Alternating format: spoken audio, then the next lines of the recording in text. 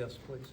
Mr. Pence, from one Hoosier to another Hoosier. I found one. Yeah, you found one. Are you leaning toward a run for President of the United States of America? As we've traveled around the country, we've gotten a lot of encouragement to enter the race for the Republican nomination for president. I don't have anything to announce today, but I think this country's in a lot of trouble.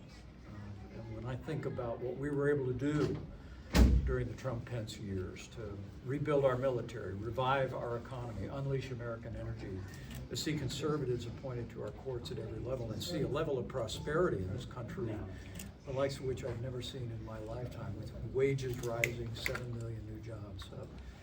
We're going to continue to give prayerful consideration, but I promise to keep you posted. Can you talk about the response you see across the way here from some of the student body and some of these campuses? You've been to UVA, you went to Stanford, these liberal bastions of thought. I have.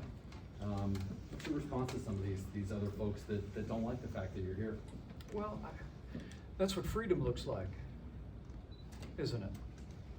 And I hope by my presence here that maybe some will come in, will listen, and give a willing ear to our view about what's made this country exceptional and strong and free. You know, I tell people I'm a conservative, but I'm not in a bad mood about it.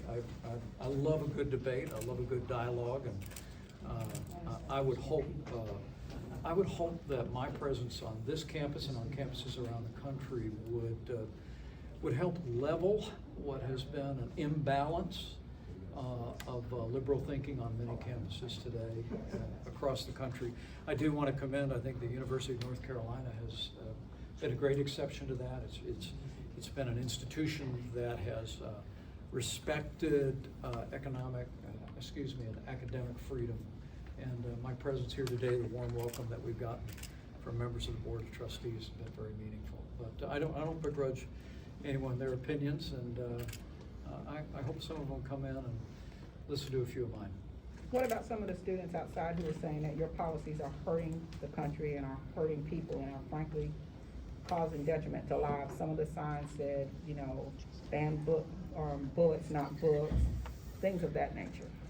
Well, look, I served in the Congress for 12 years. I served as governor of the state of Indiana and as vice president for 4 years.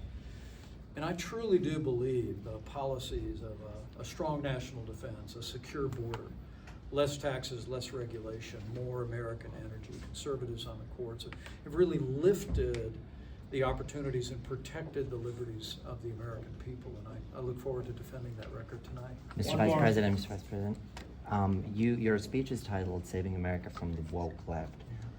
What exactly do you mean by the woke left, and what do you think is the actual threat that it poses to the nation? Well, I believe that the founders of this country enshrined in our Bill of Rights freedom of speech, the freedom of religion, the ability to live, to work, to worship according to the dictates of your conscience. But increasingly, not just on university campuses, but oftentimes in businesses and boardrooms around the country, there's been an intolerance toward traditional conservative views. It falls under the rubric of woke thinking, of liberal, leftward thinking in the country.